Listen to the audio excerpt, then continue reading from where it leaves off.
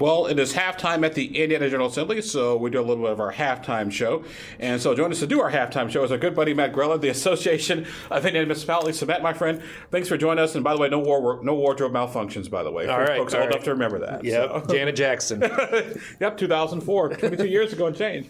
How's life treating our municipalities these days? Well, it's a bit of a challenge at the moment, Abdullah. I think we've got a lot of things on our plate right now. You've got major financing issues that cities and towns are addressing, both at home and then also in the legislature.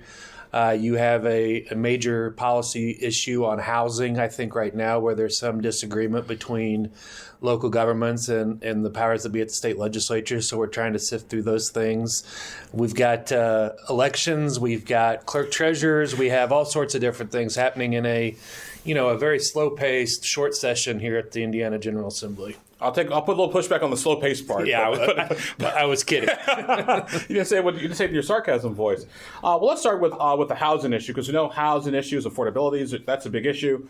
There's legislation out there that would basically sort of rewrite the rules and kind of prohibit local governments, unless it's a health and safety rule, if it's an aesthetic rule, that you can go along with it.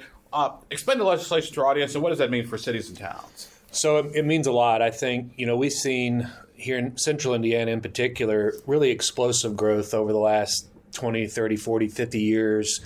And I think a lot of that has been as a result of measured planned growth that you see being done at the local level, with local planning and zoning having a big role in that process. And so this bill, House Bill 1001, I think at its core is genuine in trying to increase the amount of housing stock available, particularly affordable housing, for folks to come and live here in Indiana. You're not going to find a single mayor, clerk treasurer, council member that says that's a bad idea. Everybody wants more housing.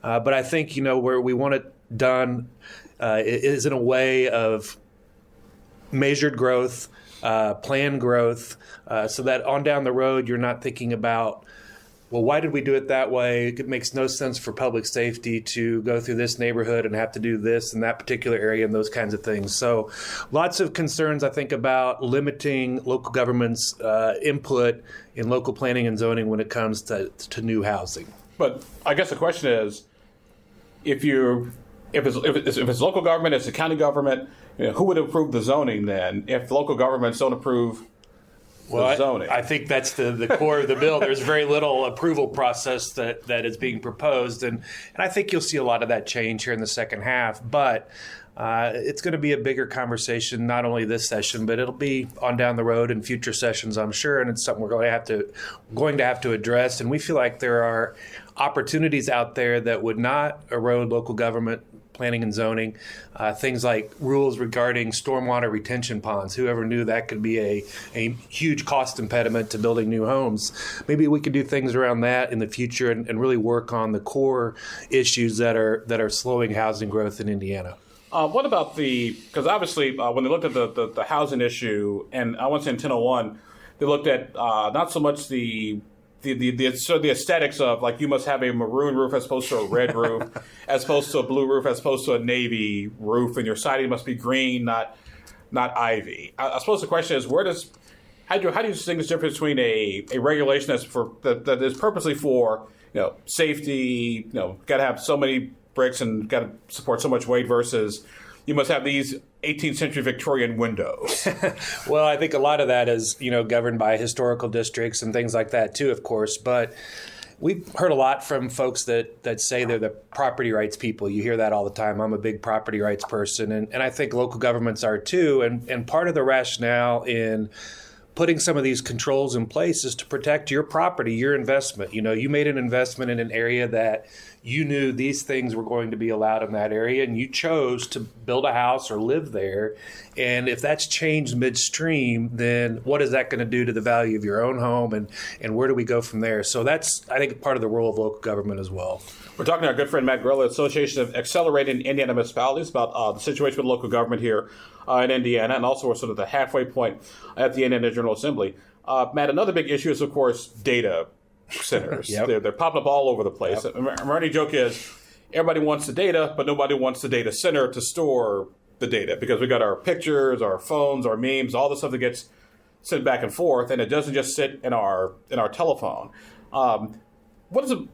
Do local governments have a position on data centers? I know there's some property tax assessment related issues in there. Yeah, well, of course, I think we have an interest. But you have to just delineate, I think, between county local government, city and town local government. I think the viewpoints are a little bit different.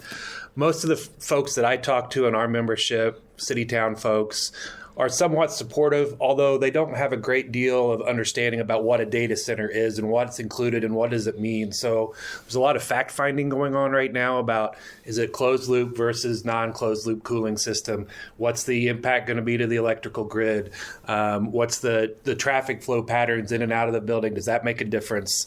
So all those things are trying to be understood a little bit better, but I think there's some legislation happening over across the street that would make it more advantageous for local governments to hopefully be a little bit more receptive to these facilities. But again, it's a local issue, and we've got cities across the state that are very interested in having these facilities in their communities, a few that have concerns, but I think it's just reminds me actually of the cell phone tower sighting issue from years ago. Imagine that. The more things change, the more they say exactly the same. Nobody wanted those, and then suddenly you realize, no, they're probably not going to cause brain cancer from emitting their waves or whatever.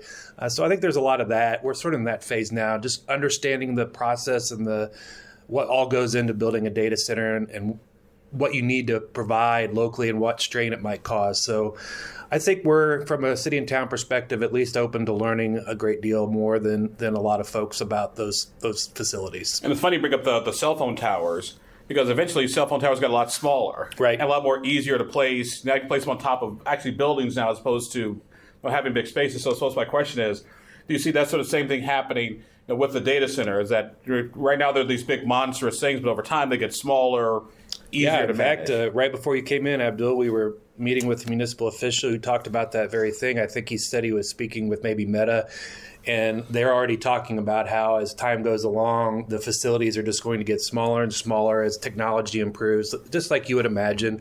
What was it, the IBM supercomputer that took up an entire building or whatever, the first one? Now, obviously, our phones are more powerful than that was. I like to think Hal from movie 2000. Well, okay, fine. So I think the same thing will happen now with this issue, and we'll be all right. We'll figure it out. But, we do have a good tax climate here in Indiana. We have relatively inexpensive property here in Indiana, so that's become, I think, very appealing to Google and Meta and everybody else that's interested in building these facilities. And I want to say the other part of this too is, while they don't necessarily create the thousands of jobs that you would expect, it does help. I did some research on the assessed valuation of property, and the more property taxes you can get from the data center, that's less property taxes you got to get from residential customers to pay for police, fire, and roads, all those things everybody wants. There are definitely advantages, and like I said, there's some sales tax discussion going on in the legislature that might trickle down to local government and be helpful to pay for some of the services that those facilities will require. So we're optimistic we can get there. Matt Greller, so Accelerated Indiana Municipalities, our guest on the program today, just getting caught up on everything going on in the Indiana General Assembly and what affects municipalities as well. Water. Still having the water discussion here in Indiana, and the data centers have only sort of, I would say, added to the complexity of the water issue. Where are we with water in Indiana right now? Well, it depends on where you are in the state. I think Indiana has very rich water supplies in certain parts of the state, and in other areas that are less as well off, I guess is the best way to describe that. So I don't think anything has changed. That debate is still there, and we'll continue to have more and more demands on our water, and we'll begin to look at what sources and what resources we have available to us. I think, in our situation here in the Midwest, we're lucky in that the West has already gone through a lot of this, so that we can take a lot of lessons learned and hopefully bring them back to the state here. Now, obviously, Indiana doesn't border the Mississippi River, but it does border Lake Michigan and the Ohio River as well, not to mention the White River that kind of goes through the middle of the state. So I suppose my question is, when you look at our water resources, does Indiana have enough water to do what it needs to do, say, over the next 20, 30 years? Well, again, I think it just depends on where you are. Very rich water areas of the state and those that are less so. So we just have to be thoughtful in where we put these things, and it kind of ties back into our housing discussion, Abdul. Planning and zoning is important to make sure these facilities go where they need to go and where the resources exist. How has planning and zoning changed over the last 20 years? Good question. I think it's evolved with times. Obviously, streets are different, so we build streets differently now. The way folks live is a little bit different, so we build out neighborhoods differently. So I think it's changed a great deal to keep up with the times, and others would disagree. That's the reason we're having the housing conversation, but we feel pretty good about where we are. Obviously, when we look at the housing market, it's basically supply and demand. If there's a supply, the price goes down. If there's a lot of demand, the price goes up, et cetera, et cetera. I suppose my question is, where do you build, I suppose, new housing? For example, someplace like Marion County, which is fundamentally landlocked, with the exception of Franklin Township and Pike, where the only place you have those sort of open spaces. Maybe you can do some urban rehab, urban renewal. Yeah, we call it infill housing in urban areas, and certainly would like to see more of that and bring back. There's plenty of housing available. It's just not necessarily where people want to live right at the moment. So I think, if we look at infill housing in urban areas or just downtown areas in general, we can make a lot of headway there too. And it's not the mass production that a lot of our builder friends would want, but from a growth and a controlled growth standpoint, I think it makes a ton of sense. Speaking of planning, what about some of our smaller municipalities like the Greenfields, Zionsville? How are they doing economic development wise? Well, I think in our world, Greenfield and Zionsville are probably more mid-sized cities than small communities, but they're doing great. Those two communities in particular have just seen explosive growth. A lot of like my area where I live down on the south side in the Bargersville area, seeing explosive growth as well. So the eye test tells you that things are going pretty well around the state, and hopefully we can keep it that way. So what about those guys down the street here? Because it seems that on the one hand, I think I've used this phraseology with you folks before.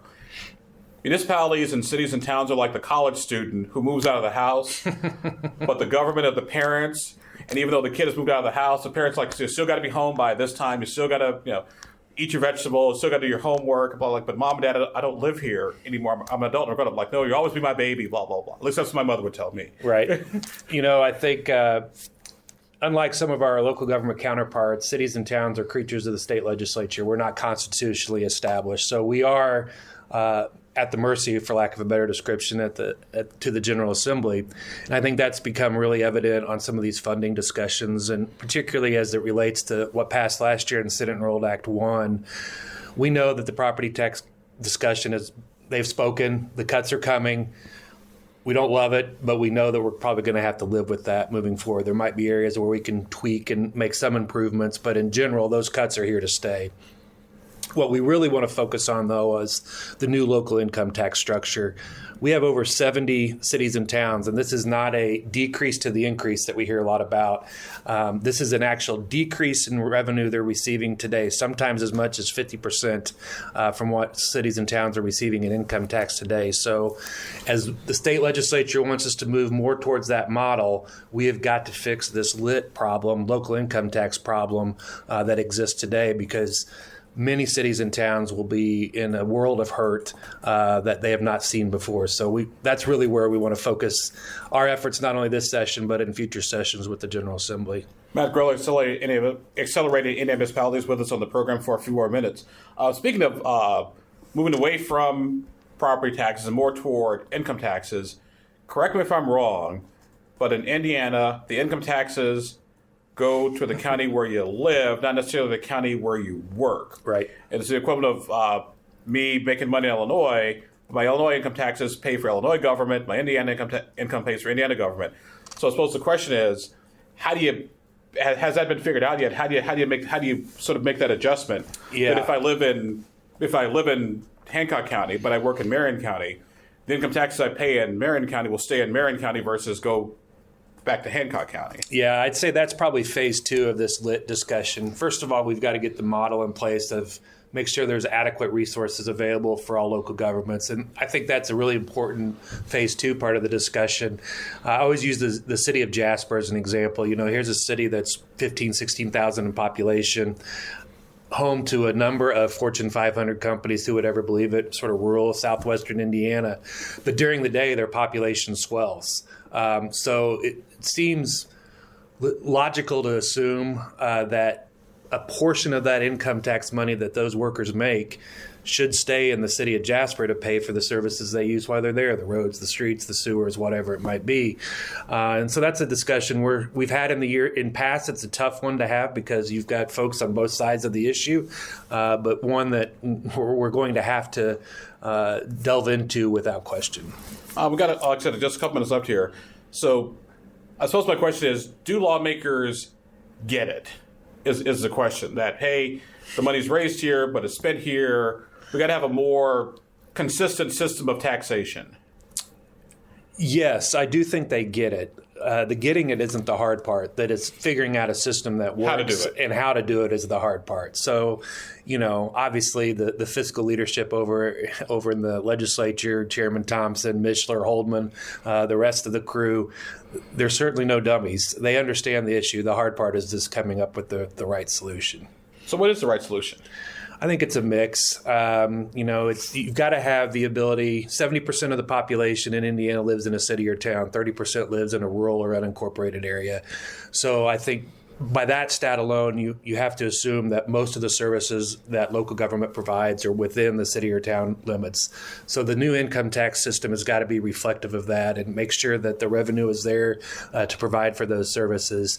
And then to get to your earlier question with the where you live versus where you work debate, there's got to be a formula of some sort in my mind put together that distributes that a little bit more equitably. And I think we can get there and live with something. It's just got to put in a lot of work, a lot of analysis, and get folks to the table like anything else. So how are we looking on the C-word consolidation these days? Well, making some progress. There's a township bill this year that involves all units of local government, really, because of how the services would be divvied up after some of these townships go away, if the bill passes, of course. So we're excited to be a part of that conversation. It's not an easy one. I would say that we need to have a similar conversation with some of our own communities around Indiana. Are they still providing the services that they did 100 years ago? And if not, what does that look like going forward? So we're not afraid to have that about our own membership and our own communities around the state and making sure we're doing things as efficiently as possible, just like we're not afraid to have those kinds of conversations with our housing friends that we can turn permits around quicker if we need to, and we can be more efficient in helping that process along. Just don't take away our planning and zoning authority to make sure our cities and towns grow the way they should. And look on the bright side. Next year are municipal elections. Hey, can't wait. Well, by the way, unless they move them. That was my final question. Any thoughts on the moving municipal elections, or at least giving locals the option to move municipal elections? Yeah, so the bill that Representative Meltzer is carrying now gives the option to cities and towns, which is certainly better than a mandatory change. Our concern remains that if you move elections on a municipal ballot into a presidential cycle, you get washed in with whatever the national issue of the day is. So people are voting, straight line tickets on what their national viewpoints are and really not paying attention to those issues at home that make the most difference. So we've got concerns about that, but at the end of the day, thankful that it's an option this time around, and hopefully that would be as far as it goes. Also might consider looking at things like, if we're going to move them, does it have to be the presidential year? Could it be the midterm year where there's not quite as much downward national pressure on local elections? That might be an option too. So we'll see. You can also always consolidate primaries too. Well, hey, yeah, there's lots of different things we could do. Because I always argue there's no Democrat or Republican way to run a city. Either you know what you're doing or you don't. Well, most cities in the country don't have political affiliations with their elected officials, so might be something we want to look at in the future. All right. Well, our good friend Matt Greller, Accelerated Indiana Municipalities, my friend. Always great to talk to you. Looking forward to chat with you again, probably in about 4 weeks. Sounds good. Thanks, Abdul.